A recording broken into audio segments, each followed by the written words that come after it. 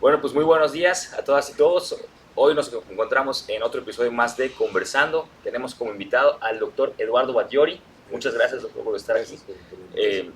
Él es investigador del CIMBESTAB, licenciado en biología, maestro en biología marina y doctor en Geografía. geografía. Ha sido también ex titular de la Secretaría del Medio Ambiente del Estado de Yucatán, SEDUMA. Seduma, sí, así es. Pues espero que sea bastante grata esta conversación y pues muchas gracias por estar aquí acompañándonos. Gracias. Tú eres biólogo, ¿verdad? Licenciado en biología. Biólogo, sí, biólogo. Estaba leyendo un poco Sí, sobre sí, sí, ti. sí. Eres licenciado en biología en Ciudad de México, ¿no? En la UAM Iztapalapa. En la UAM Iztapalapa. En la UAM. Posteriormente, Después hice la maestría ya aquí, en el CIMBESTAB, en biología marina. ok, Y bueno, en la UAM estudié hidrobiología, ¿no? Así sales como hidrobiólogo. ok. Entonces el tema del agua es el tema que ha estado permeándome siempre. Después hice la maestría en ecología marina. Y después hice el doctorado en Cuba, y desde la perspectiva integral del agua en los ecosistemas, particularmente el noroeste de Yucatán. Entonces, como estamos con una tendencia muy fuerte a la especialización, o me hacía hidrogeólogo, y yo dije, no, yo no quiero ser hidrogeólogo, ¿no? O climatólogo, yo no quiero ser climatólogo. O de aguas superficiales, pues quedaba era ya lo que yo venía haciendo. Y las aguas subterráneas, ¿no? Para cubrir todo el ciclo, pues, del agua y el paso en los ecosistemas. Entonces, pues resultó que en Cuba, en la Facultad de Geografía, ¿no? En el área de ¿En la Geografía, Universidad de La Habana? en la Universidad de La Habana. Entonces allá me fui a hacer el doctorado en pleno periodo especial, ¿Periodo qué? especial, ¿Cuál? con la caída del bloque soviético. Órale. Cuba estaba deshecho, pues, ¿no? Es que me dijiste que llegaste, y si estudiaste la maestría y luego cómo entraste a ser investigador en el semestre. Bueno, salí de México, ¿no? En el 82, cuando estaba el cambio de López Portillo con Miguel de la Madrid. Y hubo un proceso en el 82, sí, más o menos, de, pues ay, ¿cómo le llaman esto? Inflaciones, ¿no? Ujú. Muy fuertes, pérdidas de empleos, etcétera. Entonces no había trabajo por ningún lado. Entonces empecé a trabajar de yesero, pintor, plomero, de carpintero, puse mi carpintería en la Garlopa Viajera, se llamaba. Pero cuando se cayó una señora que le hizo una mecedora, pues dije, esto no es para mí, ¿no? Entonces empecé a fundir aluminio, empecé a hacer una serie de cosas, hasta que entré en una laminadora y empecé a trabajar haciendo T cuadrados, Z redondos, ¿no? Siempre con la idea de la biología en algún lado. Ujú, sí. Entonces después vino una inundación muy fuerte en la Ciudad de México, me dio tifoidea, el agua hasta acá, con las aguas residuales saliendo, como está ahorita, ¿no? Ujú. Igual, no ha cambiado, ha empeorado. ¿No? Y entonces ya decidimos pues ya salirnos de ahí, compré un remolque, al carro le puse sistema de gas y vamos al sureste a donde queramos llegar y llegamos hasta Yucatán. ¿Ya tenías Y aquí planificado llegar a Mérida o era a donde caía? pues en principio sí había posibilidades en Mérida porque el que era rector de la UAM en aquel entonces era director de aquí del CIMBESTAB, que estaba empezando. El CIMBESTAB empezó por ahí mediados de los 80, en una casita aquí en el centro. Entonces había una posibilidad, pero pues en principio ir buscando desde México, Veracruz, Tabasco, toda la vuelta. Y llegamos acá, nos gustó. Y estuvimos viviendo en un trailer park que está enfrente del aeropuerto como un año, año y medio, ¿Ya con tu familia? con mi primera esposa. ¿Sí? Ok. Y ya de ahí, pues a buscar trabajo, ¿no? Y tampoco había así como que muchas posibilidades. Entonces acabé trabajando, entré a una secundaria, me salí, entré a la siderúrgica de Yucatán, estuve trabajando ahí y después apareció un primer trabajo para evaluar el zooplancton de la laguna de Celestún de un proyecto en el CIMBESTAB. Entonces pagaba muy poco, entré medio tiempo y después me dijeron, oye, pues podemos pagar más, tiempo completo. Renuncié en la siderúrgica y a los 2 meses se acabó el proyecto, ¿no? Entonces, quedé otra vez así, pero ya hacía yo macramés, pirograbados y todo esto aquí en Santa Lucía, los vendía en los fines de semana. Y ya de ahí entré a hacer la maestría en el Cinvestav, ¿no? Ahí mismo, entonces tuve una beca de CONACYT. Y ahí ya empecé a trabajar yo venía de la UAM, Iztapalapa, trabajando aspectos de productividad primaria, características físico-químicas de la calidad del agua, etcétera, lagunas costeras, todo eso. Y en la maestría quería yo trabajar ese tema, solo que ya había otros compañeros que lo estaban desarrollando, entonces entré a ver la producción secundaria, que son los herbívoros, ¿no? Y los carnívoros microscópicos, los copépodos, anfípodos, miriápodos, todos estos, de la laguna de Celestún en un ciclo anual, ¿no? Y ahí empecé a meterle un poco también al modelaje hidrodinámico de las lagunas para explicar por qué en ciertas temporadas había un tipo de desierto biológico y en otras un crecimiento muy importante de microorganismos, ¿no? Y sobre eso hice la maestría, pues, ¿no? Entonces, y de ahí salí, bueno, a volver a buscar trabajo. Y un día entré con Mauricio Garduño, un compañero también de la maestría, al Departamento de Ecología Humana del Cinvestav. Me dijo, acompáñame, tengo que hablar con no sé quién. Y ahí me puse a platicar con varios compañeros, Edgar Boeger, Raúl Murguía, que eran compañeros que estaban trabajando ahí, que estaban desarrollando el tema del uso social de los ecosistemas, ¿no? ¿Uso social? De los ecosistemas. Entonces, en el Departamento de Ecología Humana había arquitectos, había médicos, había un grupo multidisciplinario, ¿no? Antropólogos. Entonces fue muy interesante empezar a trabajar ahí. Platicamos sobre lo que yo había hecho y de ahí me dijo, ¿sabes qué? ¿Tienes ofertas de trabajo? Pues sí, para el lunes yo tengo que decidir si me meto a un banco, ¿no? Para dar seguimiento a proyectos pesqueros o irme a cuidar tortugas o un estudio de impacto ambiental que había por ahí. Entonces me dice, a ver, aguántame, voy a México. Y afortunadamente el lunes siguiente me dijo, incorpórate aquí. Entré como auxiliar de investigador.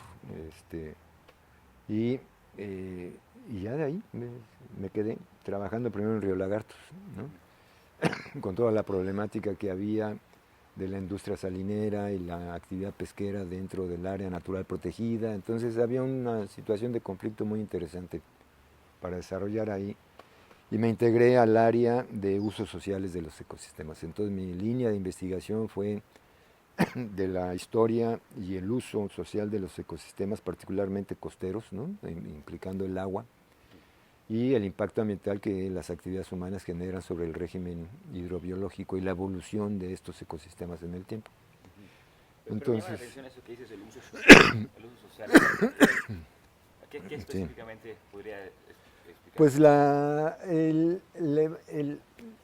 el concepto más importante fue incorporar dentro de mi conocimiento a la actividad humana, ¿no? El ser humano, ¿no? Porque antes, bueno, estudiabas la flora y la fauna silvestre de un lugar, etcétera, pero el ser humano era como que algo aparte, ¿no? Como que eso solo aislado, solo Así voy a es, ¿no? estudiar esto, ¿no? Entonces, muy metidos en esta visión positivista, ¿no? De la ciencia, de reduccionista, lineal, ¿no? De causa-efecto y a ver que venga el especialista y que nos diga qué vamos a hacer, que eso, si bien esta fragmentación de la ciencia y tratar de estudiar los pequeños detalles de una gran totalidad ha generado avances muy importantes, pero también ha generado de los principales problemas que podemos tener, ¿no? Porque se desconecta del todo.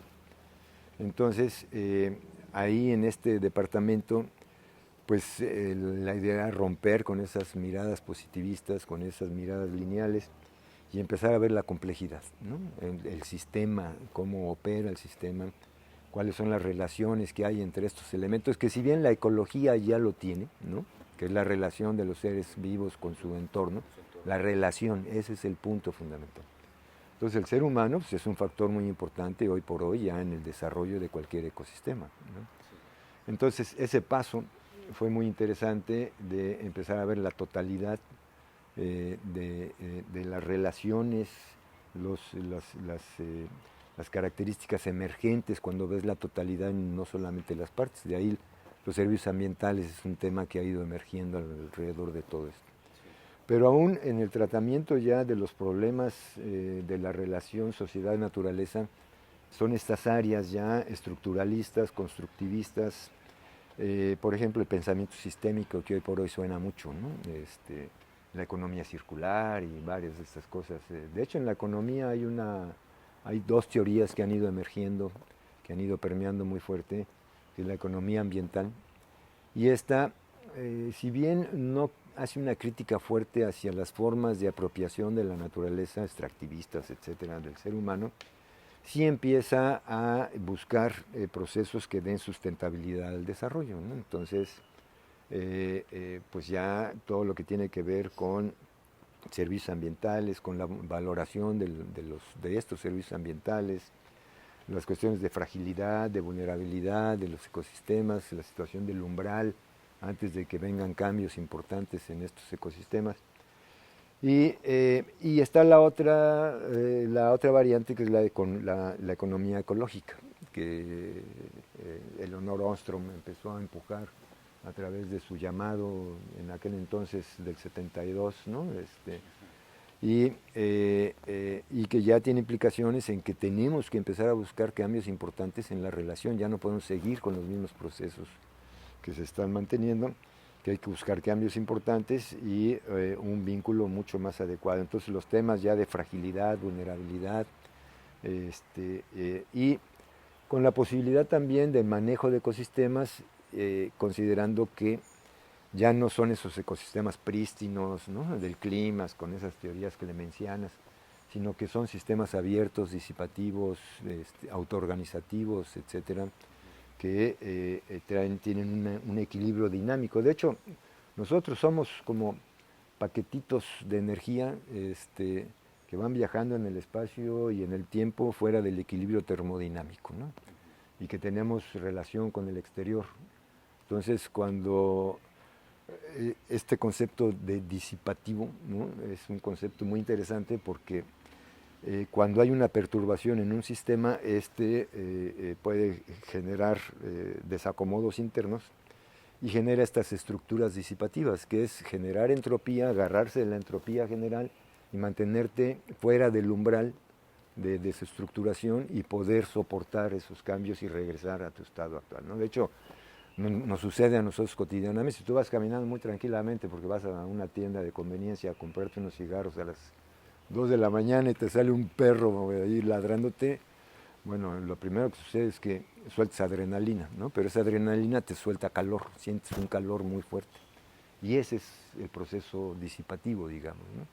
Es como si flotaras de pronto y te mantuvieras conectado con la entropía general, te focalizas, ¿no? O una de dos, o te mueres del susto, ¿no?, y te reincorporas al equilibrio termodinámico, o puedes de pronto correr y brincar y hacer cosas que no estás cotidianamente acostumbrado a hacerlo, ¿no? Precisamente por ese proceso, hasta que viene ya la calma y viene ya otra vez la resiliencia, ¿no? Es uno de los temas que hoy por hoy es cuánto tiempo tardas en recuperarte después de una perturbación a las condiciones originales, ¿no? Y solo es, o sea, no es recuperarte como estabas, sino que sales de una manera más... Bueno, sales mejorado por la experiencia, pues ya no sales a comprar cigarros a las 2 de la mañana, ¿no? Más bien ya tratas de comprarlo antes, pero sí, bueno, todo eso es una experiencia que se viene dando, ¿no? Pero sí puede haber casos en que puede haber procesos de desestructuración también muy fuertes. Entonces, de hecho, cuando cayó el meteorito acá de Chicxulub es un ejemplo de desestructuración de un ecosistema en donde hay una sustitución de especies, etcétera, y encuentra una nueva estructura estable en el tiempo, ¿no? Entonces, de ahí venimos todos los mamíferos, por ejemplo, ¿no? O en las últimas glaciaciones del Pleistoceno también hubo extinciones muy fuertes, cambios estructurales. Entonces, bueno, esos cambios estructurales son lo que también requiere de estudios, pues, ¿no? Hacia dónde va un ecosistema o un sistema después de un proceso de perturbación por arriba del umbral que entra en un proceso de... La caída del Enequén, por ejemplo, fue un proceso de desestructuración muy fuerte. Sí. Y la recuperación ante una nueva reacomodo de la sociedad con respecto a los usos sociales, ¿no? O cuando llegaron los españoles a la conquista también hubo procesos desestructurantes muy fuertes. Hay procesos de resistencia todavía en algunas áreas, pero sí fueron procesos de desestructuración muy fuerte. Claro. Y esto me llama la atención, no sé si sea así, pero yo lo veo como que aquí específicamente en la península o en Yucatán, sí está muy fuerte este tema de los estudios ambientalistas, ¿no? Sí. No sé si sea por tanto la biodiversidad del estado o inclusive desde una visión antropológica esta conexión entre justamente las comunidades y su entorno, ¿no? No sí. sé. Bueno, mira, todavía cuando yo llegué acá en el 84 no había carrera de biología, por ejemplo, ¿no? Se hizo con el doctor Zavala en su tiempo, Jorge Zavala, sí. Él empezó ahí a trabajar, hizo un pequeño laboratorio y empezó a Jorge Zavala, papá, ¿no? Sí, papá, Okay, sí. sí.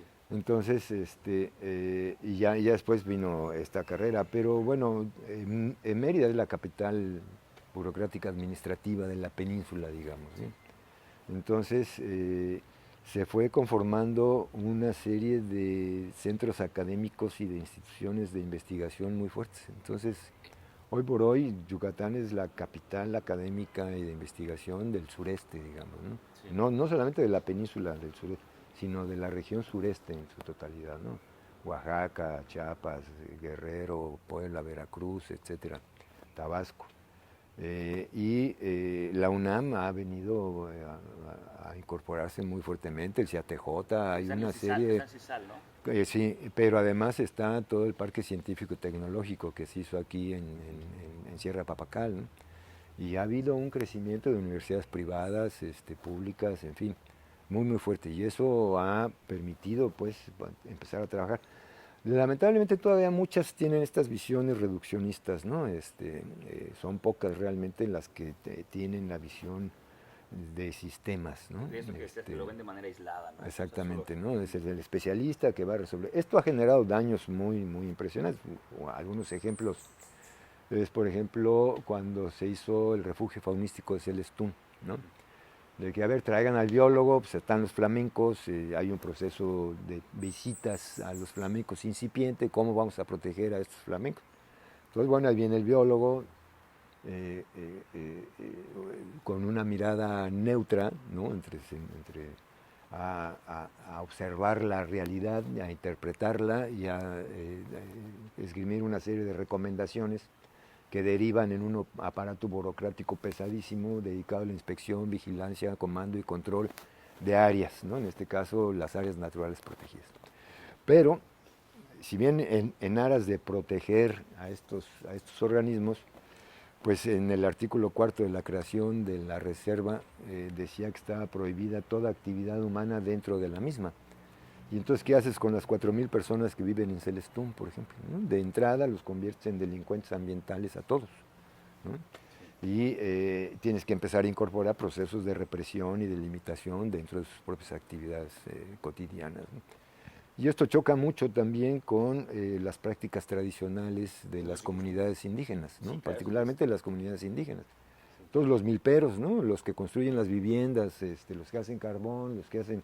que son fundamentalmente los milperos, pues también son delincuentes ambientales, ¿no? Por esta visión temática y sectorial que todavía el gobierno en su estructura sigue manteniendo para el desarrollo local, ¿no? En teoría, la ley de protección de usos y costumbres debería de exhortarlos de esto. Pues hay todo un procedimiento, porque la Constitución marca en el artículo 2 que son sujetos de interés público, ¿no? Como si fueran ahí gente que hay que cuidar y orientar y llevarlas de la mano en su proceso. Sí.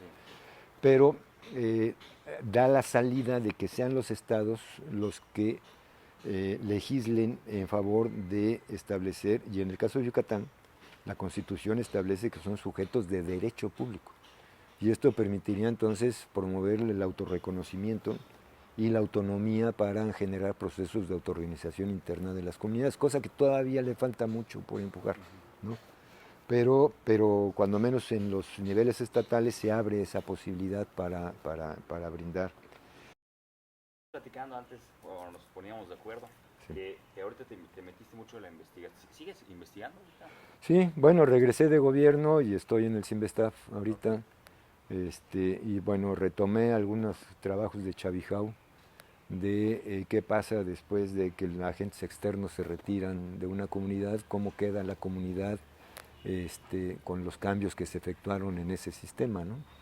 Después del huracán Gilberto y del huracán Isidoro, que se abrieron bocanas, hubo una decisión social de mantener estas bocanas abiertas, entonces los procesos de desestructuración de ese ecosistema generaron un nuevo sistema con la entrada de camarón, de jaiba, de chivita, de una serie de recursos y cómo los grupos sociales se reorganizaron a través de esa nueva estructura. Y la participación del CIMBESTAB y otros agentes externos en el acompañamiento. Y después, cuando te retiras, ¿qué pasa? ¿No? Y bueno, estamos un poco en eso ahorita. Es todo un tema, ¿no? Porque, por ejemplo, ahorita dices Chavijao y yo también tuve la oportunidad de trabajar ahí y veo como, por ejemplo, no solo es Chavijao, sino que están los de Santún, la comunidad de Santún, que va a pescar allá, sí. Están los de no sé qué, y entonces como que hay luego de, eso es de nosotros, ¿no? Porque vienen a, o sea, ¿qué es esto, esta perspectiva? Pues es que ya son los territorios ancestrales, pues, de años de estar y desde los abuelos, tatarabuelos, etcétera, que han estado trabajando en prácticas familiares, ¿no? Porque ese es el punto, además es un punto muy interesante, de prácticas de subsistencia que han mostrado la sustentabilidad en los últimos 3000 años, pues, ¿no? Lo mismo que la rosa tumba y quema de la milpa, genera heterogeneidad ambiental y eso también promueve procesos de biodiversidad. Y a muchos organismos les va bien, pues, ¿no? A los venaditos con los rebrotes, pues ahí se van sobre estas áreas a alimentarse, pero etcétera. Pero está pasando mucho esto de, ya no me voy a dedicar a eso, ¿no? O sea, las generaciones nuevas. Pues es que cómo van a querer entrarle a la milpa, por ejemplo, si ven a su pobre papá fregándose como loco, sin tener los reconocimientos y además tenerlo que sacar de la cárcel por el carbón que sacó, o por los materiales de construcción, o porque te meten un cuartito de concreto a la mitad del solar de la casa con unas temperaturas y no te permiten construir las casas que a ti te gustan, ¿no? Ese fue un reclamo también muy fuerte de algunas comunidades cuando estaban en los programas de vivienda, ¿no? Y los beneficios derivados de ese programa de vivienda no se quedan en la comunidad, se las lleva el constructor o el que hace los tabiques y los etcétera. Y no hay posibilidades de recuperar el manejo del hábitat, del agrohábitat, entonces está en el abandono. No puedes sacar venado, no puedes sacar jaleb, no puedes sacar carbón, no puedes hacer cal, no puedes hacer una serie de cosas porque te multan, y no hay programas integrales, pues, ¿no? Entonces, en ese sentido, porque no hay la capacidad todavía de gobierno de atender problemas territoriales, sino temáticos y sectoriales, y cada quien trabaja para su santo, además, ¿no? Entonces se vuelve un problema de poner de acuerdo a todos estos compañeros para que atiendan un problema común, pues, ¿no? Y requiere todavía mucho trabajo romper con estas visiones de este tipo, ¿no? Pero entonces me decías, regresando un poco, que ahorita estás investigando, regresaste a Silvestar y me comentabas que el tema del agua, ¿no? Sí. ¿Qué podrías decir ahorita del tema del agua? Es todo un tema, ¿no? Porque ves por ejemplo, el caso de Chihuahua, ¿no? Sí. Y luego ves aquí cómo también es todo un tema, ¿no? Pues ese es el tema, ¿no? Yo creo, porque es el principio de la vida, ¿no? Además del aire y el oxígeno, obviamente, ¿no? Y el tema del oxígeno, o sea, el tema del reciclamiento es un tema fundamental. Nosotros vivimos del producto de desecho de estos árboles, ¿no? O sea, el oxígeno es un producto de desecho, ¿no? Entonces, pero es el principal producto que nos mantiene con vida. Entonces, esa circularidad, pues, esos ciclos biogeoquímicos, nuestro mismo cuerpo está reciclándose constantemente, y nosotros con nuestro actuar estamos rompiendo con esa ciclicidad, ¿no? Mantenemos las cuestiones lineales. Entonces, cómo entrarle a romper con esa visión productivista, individualista, competitiva, ¿no? Que nos han estado enseñando como valores, ¿no? Para el desarrollo y el éxito, y tratar de llegar primero, aunque estés arriba de todos los cadáveres que tuviste que dejar en el camino. O cómo llegamos todos juntos y al mismo tiempo a un cierto lugar bajo una... Y el agua es uno de los temas fundamentales porque pues, es nuestra única fuente de agua, ¿no? Y en esa fuente de agua, esta gran cisterna la estamos convirtiendo en una gran letrina. Esto todavía el 70% de las casas, por ejemplo aquí en Mérida, no digamos en los pueblos del interior, son sumideros, ¿no? Es decir, es un hoyo donde cuando le jalas va directo para allá, ¿no? Y de allí estamos sacando el agua a 10 metros, ¿no? Le estamos sacando el agua para poder tomarla. Entonces, bueno, eso es un problema bastante serio. Y hoy por hoy se mejoró la norma 011, pero yo creo que todavía falta mucho más para mejorar. Es particularidad aquí porque estamos a cuántos metros sobre el nivel del mar, ¿no? Es por eso que pasa. Pues sí, estamos a 8 o 10 metros, ¿no? Y el manto freático está a 7 metros, 8 metros, es decir, está 1,5 metros arriba del nivel medio del mar, ¿no? Entonces es muy fácil su acceso, digamos. Pero no ha habido sensibilidad todavía para poder impulsar acciones que permitan el mejoramiento en el tratamiento del agua. Ese es un punto que hace mucha falta de seguir trabajando. De hecho, tenemos una cantidad de universidades que tienen las carreras de ingeniería, ¿no? ¿Qué están haciendo los ingenieros sanitarios y ambientales de todas las carreras que están saliendo, ¿no? ¿Qué podrías decirle a la sociedad, a la comunidad en sí, para que pues, nosotros no estamos tal vez investigando directamente eso o trabajando en esta situación, pero sí, que como comunidad pudiéramos hacer? Pues mira, desde las casas se puede hacer mucho, ¿no? Una es pues toda la materia orgánica, empezar a producir en el patio de tu casa la composta y meterle, si puedes también, mejorar tu sistema de tratamiento, ¿no? De ponerle, cuando menos, las fosas sépticas no sirven, hay que meterle algún tipo de biodigestor, cuando menos en principio. Pero ese biodigestor, las aguas residuales, no las metas directo al manto freático, mételas en jardineras, ¿no? Porque esa agua fertilizada pues te puede servir para tener tu hortaliza casera, ¿no? Que puedas meterla en las orillas, pones un sistema donde impermeabilizado, eso sí, con suelo, y tu composta y vas sembrando chiles, jitomates, lo que quieras, pues, ¿no? Y al final esa agua te puede servir todavía para regar el pasto, ¿no? La metes en un pequeño contenedor ya limpia y riegas el pasto o riegas la calle, etcétera, ya tratada muy adecuadamente. O haces un campo de infiltración para que se vaya. Y reusar el agua, ¿no? Si puedes reusar el agua, separar las aguas grises de las negras, meter las aguas negras al biodigestor, las grises, que puede ser del baño, ¿no? Pueden ser no del fregadero, porque ahí luego se va mucha materia orgánica, pero sí del lavamanos, por ejemplo, ¿no? Y de lavamanos, esas aguas grises, o las aprovechas para meterlas a los excusados, ¿no? Y aprovechar, reciclar esa agua o reutilizar esa agua, o te puedes ir para riego directamente, sin tenerla que infiltrar o meterla. Y bueno, separar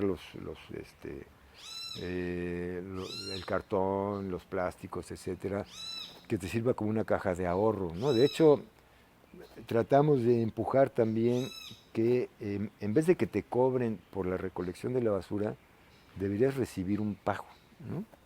Y que se cotejara, pues, a cuánto está el PET ahorita, cuánto están las latas de aluminio, cuánto está todo esto, y que tú pudieras ir y comercializar, o el camioncito que viene, ¿no? Te pague, te pese todo esto, y de ahí empezó un poco de los mercaditos del bienestar, ¿no? Sí, sí. Que empezaron a funcionar vinculado a la descacharrización que se hizo. Y la gente se llevaba frutas, verduras, una diversidad de productos interesantes. Y tenías a los recicladores ahí esperando todos estos materiales que fueran llegando. Lo que no se podía, bueno, al relleno sanitario, ¿no? Pero, ¿cómo crees que abona a una persona o a la satisfacción, al desarrollo de una persona, el hecho de que esté haciendo esto, ¿no? De que voy a ir a reciclar, por ejemplo, en esos puntos de reciclaje que hay el ayuntamiento, todo esto? Pues no hay un reconocimiento social a estas cosas, ¿no? más que de los grupos ambientalistas jóvenes también. Muchos jóvenes están tomando mucha conciencia en este sentido.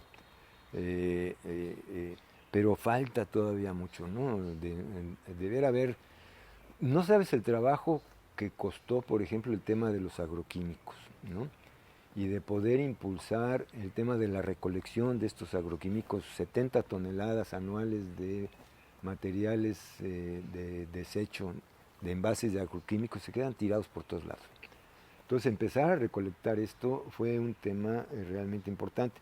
Y lo que queríamos hacer también al final era decir, bueno, a ver, las técnicas agropecuarias, ¿no? Vengan para acá. A ver, Cedesol, ven para acá. Zagarpa, ven para acá. Vamos, y Semarnat, ¿no? Cedesol está y Zagarpa y Desarrollo Rural tienen el tema de las hortalizas familiares, ¿no? ¿Qué hacen con esas hortalizas familiares? Pues les damos semillitas y ahí les ponemos gallinitas y adiós, ¿no? Bueno, ok. A ver, ¿y los tecnológicos agropecuarios? No, pues estamos viendo riego y sistemas de fertilización y control de plagas, muy vinculado a las prácticas de las grandes transnacionales y los agroquímicos. Entonces dijimos, bueno, a ver, ¿sería posible que estas señoras o estos hortalizas familiares, hacer una hortaliza por contrato, ¿no? A ver, técnicas agropecuarias, ¿qué necesitamos para hacer bioinsecticidas o biofertilizantes o biocontroladores o lo que ustedes quieran y manden, ¿no? De tipo orgánico. Pues necesitamos cebollinas, ajo, necesitamos chile, necesitamos etcétera para hacer estas cosas. Y bueno, ¿y cómo podemos empezar a generar emprendedores agropecuarios produciendo estas cosas, ¿no? Y después van a ver, gobierno al Estado, con tu programa peso a peso, en vez de que compres glifosato y compres agroquímicos y estés fomentando todos estos usos, cómprale a los jóvenes que están siendo egresados de las técnicas agropecuarias los paquetes tecnológicos que se estén desarrollando para dárselos a los productores del peso a peso para el cultivo de maíz, etcétera, etcétera, o de la milpa en general, ¿no?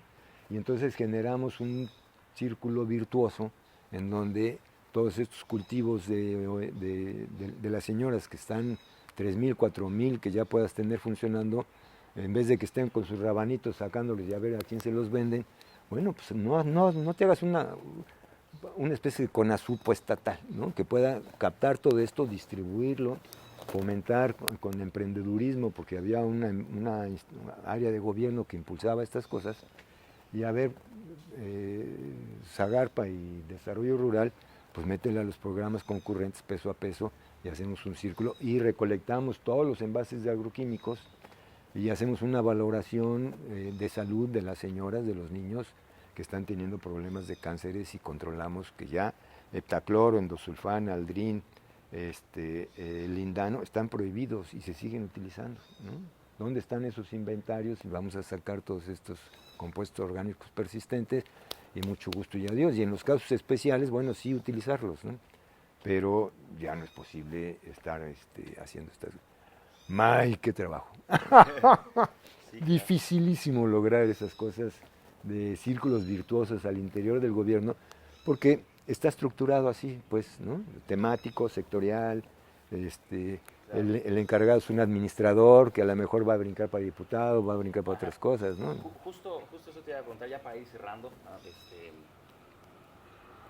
Estuviste en la academia, en la investigación, y luego pasaste al sector público, y no solo, o sea, estuviste 11 años en frente de Seduma, sí, ¿no? Sí. ¿Cómo es el hecho de que un académico luego vaya a la pues mira, fue muy emocionante en realidad, ¿no? Muy educativo también. Con muchas ganas de empezar a trabajar desde esta perspectiva, ¿no? Algo frustrante también porque fue bastante complicado. Pero se logró empujar varias cosas. El tema de cambio climático, la incertidumbre va a ser muy, muy fuerte. Entonces... Hace rato nos dabas pautas sobre cómo hacer respecto al suelo, ¿no? O a las aguas, pero en general, ¿qué otras pautas para cualquier situación? Por ejemplo, esto del cambio climático. Pues mira, el tema del cambio climático, lo que se prevé es que vayamos a tener cada vez años más secos, ¿no? Y eventos hidrometeorológicos severos, cada vez más severos. Entonces, la única recarga que tenemos a nuestro manto freático es la precipitación, no hay otra. Entonces, una disminución en la precipitación equivale a una menor recarga. Y una menor recarga equivale a una elevación de la interfase salina. El agua dulce flota sobre el agua salada, cuando menos desde la Sierrita de Ticula hacia la costa. Entonces, una disminución de 10 centímetros de agua implica una elevación de 4 metros de la interfase salina. Entonces, si las recargas tradicionales son de entre 40 y 60 centímetros y que mantienen la interfase salina a bastante profundidad, 60 metros, digamos, tenemos un espesor de 60 metros de agua dulce aprovechable, esto tal vez empiece a restringir, ¿no? Y a hacerse un espesor cada vez menor. Y esto va a tener implicaciones fuertes en la concentración de los carbonatos y de las otras sales que se están disolviendo de la roca calcárea, y además de los contaminantes. Y si a eso le agregamos el incremento del nivel medio del mar que se puede esperar de aquí al 2050, la barra arenosa tiene un promedio de altura de 1,5 metros sobre el nivel medio del mar. Las mareas máximas registradas tienen un nivel de 0,98 metros. Entonces, que te suba 50 centímetros, pues ya te va a llegar en las mareas máximas registradas, que ya sucede en el caso de Progreso, ahí en Ciénega 2000, de repente por efecto de la marea, pues te sale el agua en la ciudad, ¿no? En esa zona, que son zonas bajas. Y esto va a ser cada vez más frecuente. Entonces, la penetración de la cuña marina va a ser mucho mayor. Entonces, cuña marina, elevación de la interfase salina, en espesores más bajos, llenos de carbonatos, aguas más duras y altamente contaminadas, bueno, la condición del agua para todos va a ser bastante grave, ¿no? Entonces sí hay que empezar a trabajar cómo mejoramos la calidad del agua y qué tipo de tratamiento debemos de empezar a pensar, las desalinizadoras, por ejemplo, la depuración de las aguas previo a que te las tomes. Por eso ahorita pues, el negocio de las aguas embotelladas, pero si tú le pudieras hacer una muestra de un agua embotellada, en los pueblos hay veces en estas tienditas que venden agua, bueno, en muchas pruebas que se hicieron, pues había contaminación por coliformes, ¿no? La contaminación por coliformes, enterococos, etcétera, es cada vez más frecuente. Y en la zona costera, pues te estás con tu agua hasta acá, toman cervecita, calientita el agua, ¿no? Pero los que están enfrente le están jalando al excusado con singular entusiasmo. Entonces de repente sientes un sopluco y le haces así y hueles a las aguas residuales y le escarbas y está el tubo que viene de la casa de allá. O la barra arenosa, hay un acuitardo costero que confina las aguas subterráneas para que no se contaminen. Como cuando calientas agua se cae el sarrito y se forma un sarro, esto en el Pleistoceno se formó. Entonces, en esa barra arenosa se están virtiendo todas las aguas residuales y con el efecto de las mareas pues se está yendo, por eso te estás bañando en el jugo de las personas que están viviendo allá enfrente, pues, ¿no? Pero nosotros como sociedad, hace rato mencionabas algunas pautas, ¿qué otras cosas? Por ejemplo, captar agua de lluvia puede ser un tema importante, reciclar el agua lo más que puedas, darle el tratamiento, el filtrado, puedes ir generando tu propia agua, digamos, de las aguas residuales que tú puedas tener, ya tratadas a través de los humedales artificiales que puedas generar, las puedes hervir, ¿no? Y nuevamente tienes agua. O puedes pensar en desalinizadoras con agua de mar, metes unas palanganas, pues, que empiece a evaporar, captas esa agua a través de plásticos y unas canaletas y puedes ir teniendo agua dulce, pues, para tomar, ¿no? Entonces, todo el tema del reuso del agua va a ser fundamental y el tratamiento del agua va a ser fundamental para poder mantenerlo, ¿no? Los aljibes, ¿no? Esas eran prácticas muy buenas, pues, ¿no? Que hoy por hoy han sido, pues, abandonadas, lamentablemente, pero los aljibes es una alternativa todavía hoy por hoy factible, ¿no? ¿Qué fue lo que te motivó para investigar todo esto? Pues, pues ahora sí que fue desde chiquito, ¿no? Siempre un poco de la curiosidad. En la casa teníamos una fuente en el jardín que por lo regular estaba vacía. Entonces, pues allí empecé a meter mis pececitos, mis ajolotes, mis salamandras. Y me iba a los terrenos baldíos a levantar piedras y a agarrar viboritas. Tenía ratones, tortugas y todo. Y más que nada tratar de entender cómo funciona todo esto. Ese es uno de los puntos más importantes.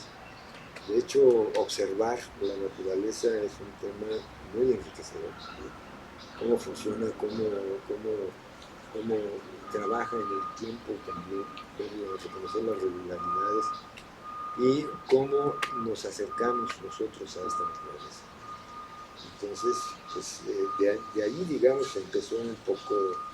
Todos en mi casa eran ingenieros, ¿no? Yo fui como que la oveja negra de la familia, ¿no? Sí. Me decían el sacanuditos, ¿no? Sí. Me decían, bueno, ¿qué haces? Pues fuimos a Tamiagua, allá a la laguna de Tamiagua, ¿y qué? Nos metimos ahí, sacamos muestras de agua, sacamos sedimento, ¿cómo se llama? Sí, lodo del fondo, lodo, y como que no entendí, fui lo está haciendo ¿qué va a hacer de su vida? Sí. Vente a trabajar con nosotros. Entonces, y bueno, y el buceo y alguna serie de cosas que fueron llevándome hacia tratar de entender todos estos procesos naturales, cómo se dan. Y cuando entré a la ecología humana, esta ya de incorporación del ser humano en todo el tema, en aquel entonces, bueno, estaba Víctor Toledo y algunos otros ya vinculados a los aspectos antropológicos, etnológicos, pues fue cuando fue así como un despertar, ¿no? Un poco, ¿no? Que no nada más es la flora y la fauna silvestre, que qué bonito, con esas visiones que me enseñaron de las áreas prístinas y el ser humano es el enemigo y hay que ponerla aparte, ¿no? Como ese concepto de integridad ecológica. Y cómo hoy por hoy hay ecosistemas que son sostenidos por la actividad humana y son ecológicamente correctos, pues, ¿no? Sí. Entonces, creo que en esa parte hay aspectos muy fuertes para poder desarrollarlo. Y muchos organismos son bioindicadores, entonces te pueden, observando la naturaleza, pueden aprender muchísimo. Por eso, la visión de los militares, por ejemplo, esa visión holística que tienen, ese entender las relaciones, si la lluvia hace algún tipo de nido más largo, más corto, va a venir años secos o lluviosos, o si las hormigas se están moviendo de tal manera, es entender, ¿no? Nosotros nos pasamos 4 meses buscando un manantial en un petén, ¿no? Que pensamos que haberlo encontrado en alguna vez, con guías locales, pues, ¿no? Pero ya no pescadores, fundamentalmente pescadores, muy buenos, con los que empezamos los trabajos de restauración. Y un día llevamos al abuelito de uno de ellos, ¿no? Un día muy viejito, ¿sí? Y bueno, nos ayudaba ahí en la cocina, etcétera, etcétera. Y un día ya adentro del petén se para y pues, agarra una cubeta y lo vemos caminar y digo, oiga, don Avelino, ¿a dónde va? Ahorita vengo, voy por agua. No, don Avelino, allá está no. Y cuando le hacemos así, ¡wow! Un manantial con aguas cristalinas. Y nos estás pasando hambres con aguas salobres ahí tomando el desalinizante. ¿Qué vio? ¿No? ¿Qué es lo que él vio para decirle, allá está el agua? ¿No? Es increíble, pues ese conocimiento es fundamental. Entonces, ¿cómo transmitir ese conocimiento? Yo creo que es una de las tareas que hoy por hoy pueden ser lo más importante. ¿Cómo encontramos esas relaciones? ¿No? ¿Cómo estamos relacionados nosotros mismos? Y crear conciencia pues, de una totalidad y que somos parte de esa totalidad. Nuestras acciones van a tener repercusiones importantes con todos los que estamos aquí y en el tiempo, ¿no? En el futuro también. Entonces, pues hay mucho que hacer y de ahí fueron dándose todo este punto. Pero el brinco estructural sí fue cuando entré a Ecología Humana y empezar a trabajar con abogados, con arquitectos, con antropólogos, con médicos, ¿no? Con esta visión más integral. Desde ya última pregunta, doctor. Desde esta perspectiva de ecología humana, ¿qué beneficios le trae al ser humano el conectarse con la naturaleza, por ejemplo? Bueno, pues son varios, ¿no? Desde una paz interna y de saber que todas nuestras acciones pueden tener una repercusión importante.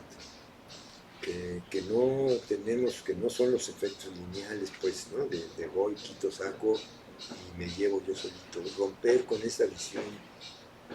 Este neodarwinismo, ¿no?, ha privilegiado las relaciones recíprocas a través de la competencia y de la lucha del más fuerte, ¿no? Que eso lo dijo marginalmente Darwin, ¿no? Porque también promovió los procesos de colaboración. Entonces, la simbiosis, el comensalismo, la cooperación, son relaciones que también están en la naturaleza y que son relaciones que debemos fomentar y llevar a la práctica mucho más fuerte, ¿no?, de tal forma que pues vayamos todos juntos hacia la solución de los problemas, ¿no?, porque es la única manera de poderlo resolver. Si seguimos con estas miradas individualistas, competitivas, productivistas, no vamos a llegar a ningún lado sano, ¿no? Vamos a tener una serie, ya tenemos una serie de problemas derivados de estas visiones, pues, que todavía se siguen implicando en muchas universidades y en escuelas. Entonces, desde ahí tenemos que ir rompiendo con esta visión, ¿no? Construimos la realidad. Piaget fue muy claro, ¿no?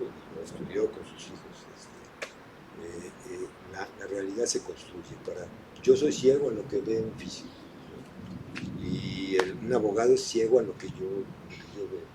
Entonces necesitamos trabajar en conjunto para buscar soluciones integrales y poder adaptarnos a este sistema que es lo que nos da vida, pues. Entonces, abrazar un árbol más constantemente es una relación sana. Caminar descalzo en el pasto también para que fluya la energía, pues, ¿no? Pues hacer las conexiones entre el lado izquierdo y derecho. Las mujeres son muy buenas para estas cosas, pero los hombres no. Yo no sé por qué, pero nos hace falta crear esas conexiones en el cerebro y mejorar la glándula pineal, tal vez ejercitar un poco más, pero tenemos que pensar en el otro. Si pudiéramos cambiar la visión de que lo primordial es ayudar al otro, por añadidura, la ayuda y el bien me va a llegar a mí. Si pensáramos todos en ese proceso transpersonal, en algo más allá que yo mismo y buscar en el otro. De hecho, Emmanuel Minier, que fue uno de los que empujó las teorías de personalismo comunitario, es el nosotros, ¿no? Sí. Cambiar el yo y ello, ¿no?, por el yo y tú. Claro. En ese momento en que cruzamos la mirada está el nosotros. Y en ese nosotros está la realidad que nos une. Y en eso hay que ir trabajando. Totalmente. Que hasta es dentro de una visión más espiritual, ¿no? El hecho de sentirse parte de algo más grande, ¿no? Conectarse con la naturaleza va a traer un beneficio. Y trabajar en consecuencia, pues, ¿no?, en esa búsqueda del bienestar del otro. Pues, ¿no? Sí. Por eso, recoger la basura que podamos encontrar, no tirar la basura, es pensar en el otro, ya no tanto en uno mismo, sino pensar en el otro. Sí. Hacer la composta, hacer todas estas cosas, sembrar un árbol. Todo el mundo va de vacaciones a las áreas prístinas y bien conservadas, ¿no? Pero en la realidad cotidiana, ¿quién siembra un arbolito? Pues, ¿no? Sí. Entonces, bueno, yo creo que esa reflexión es la que debiera dominar, ¿no? Pensar en el nosotros, en la naturaleza es un nosotros también, ¿no? Y así como pedimos respeto para uno mismo, pues también respetar la naturaleza y mejorarla y ayudarla, pues, en el trabajo. Y de ahí buscar las soluciones políticas para cambiar las estructuras hoy por hoy que nos están gobernando, ¿no? Perfecto, pues muchísimas gracias a todas y todos por escucharnos. Fue un placer escuchar al doctor Eduardo Battiori. Gracias, doctor. Una amplia trayectoria y sobre todo una visión bastante interesante sobre cómo podemos involucrarnos más en este cuidado del medio ambiente y nuestro entorno.